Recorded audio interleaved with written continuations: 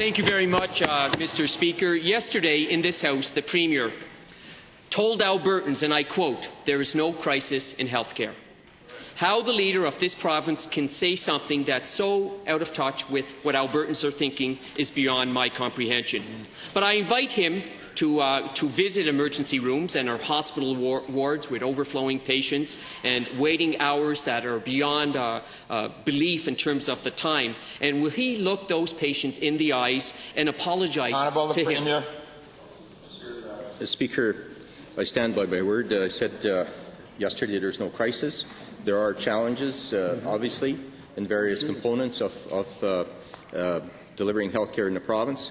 But to say that there is a crisis is a complete disservice to the hundreds of professionals that we have in this province that are delivering services every day. Every day people access emergency rooms, babies are born, cancer is treated, the shortest waiting list now for heart transplants or heart surgery. All of those things are all very, very positive in the province. The honourable member.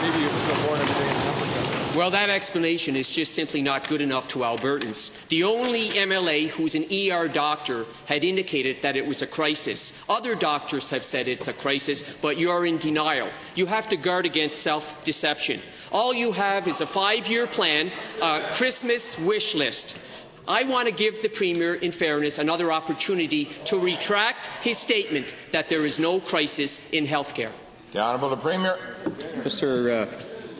Mr. Speaker, to say that there's a crisis in healthcare ignores all of the good work that's being done in the province, whether it's at the Mazakowski Heart Centre, whether it's in all of the clinics that have been opened recently in Edmonton and Calgary, the two world-class children's hospitals. I mean, we're doing things there that other provinces just simply can't.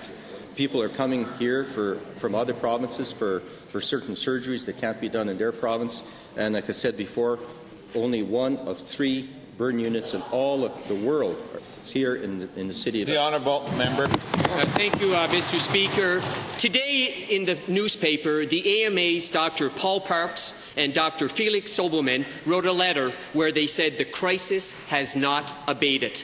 If the Premier is saying there is no crisis, and these leading medical doctors are saying there is a crisis, I know who I would believe, and I think I know who Albertans would believe. To the Premier, are you prepared to stand by your assertion that there is no crisis in health care and tell Dr. Parks and Dr. Zobelman right here, right now, that they're wrong? Premier.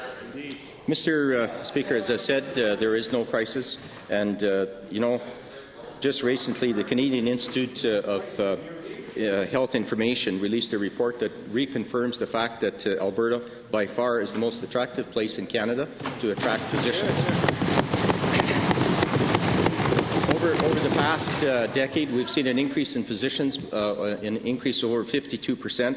That's 2.5 times more than the Canadian average. And they're all coming here to the province because it is the most attractive place to perform their professional duties, right here in the province.